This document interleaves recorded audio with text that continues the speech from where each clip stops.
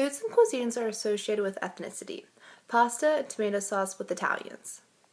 Although food can be tied to heritage, I believe that the quality of the food is only determined by the seasoned hands that cook them.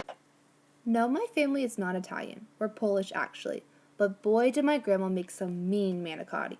Here's how good it was. I despised tomato sauce. It was a hate like no other. Ever since I was a toddler, I could barely shovel down pizza and spaghetti was out of the question.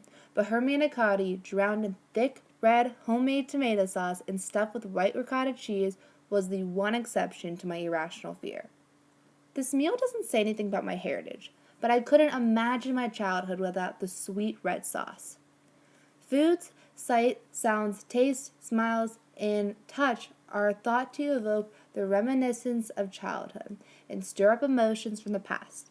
The sticky cheese sizzle of the sauce and decadent smell of manicotti has my childhood memories baked in with every bite. Manicotti represented beginnings, but the last time I ever had eaten it, it resembled an ending. While a little morbid, it resembled a death, several actually. 6 years ago, I sat at a table, savoring the sweet taste of the fluffy cheese, trying to ignore the gravy stains on the white tablecloth from the night before. I wanted so badly to ask my grandma to change it, but I could never criticize an action of that sweet woman. In my eyes, she was perfect.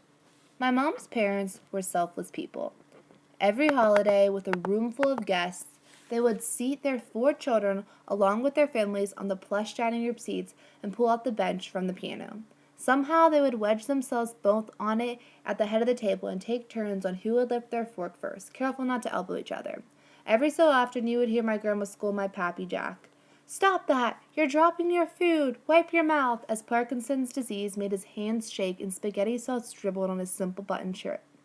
They let their kids carry the conversation. My pappy was a quiet man, and my grandma, a stern woman, sweetened by old age and early symptoms of Alzheimer's, just enjoyed the buzz of the conversation.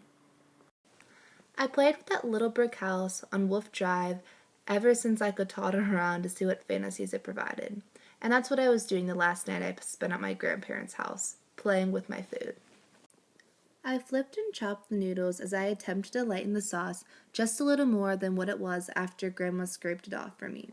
According to Mary Claxton, in Culture, Food, and Identity, the techniques utilized to prepare and process foods and the ways of serving and consuming can have important influence on social and family relationships.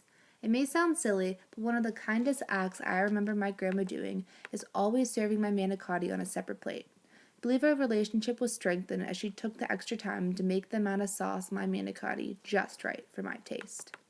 At the dirty kitchen table, the smell of the smoldering manicotti was the only comfort I felt among the sea of boxes throughout her dining room.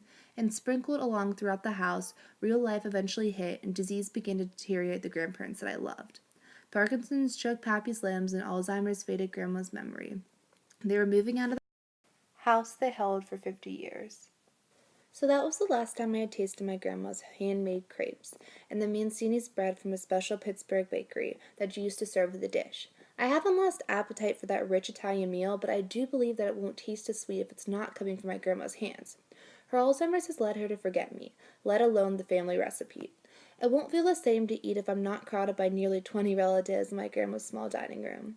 My pappy passed away 3 years ago, and the meal would never feel complete if he wasn't there soaking up sauce with his slice of bread. We eat first and foremost to survive, but into a social ambiance, food takes on a significance that transcends its function that affects perceptions of edibility. This relates to my life a lot. Because my grandparents moved into deterioration in health, my grandma's special manicotti is now not edible in my family. It is out of our diets and replaced with the kind made with store-bought ingredients. And I'm okay with it because manicotti really doesn't mean anything to me, besides that I do enjoy the taste. It was the hands with early signs of arthritis that cooked it for me, the large loving family I ate it with, and my playhouse that I ate it in. That made the sauce taste just a little sweeter.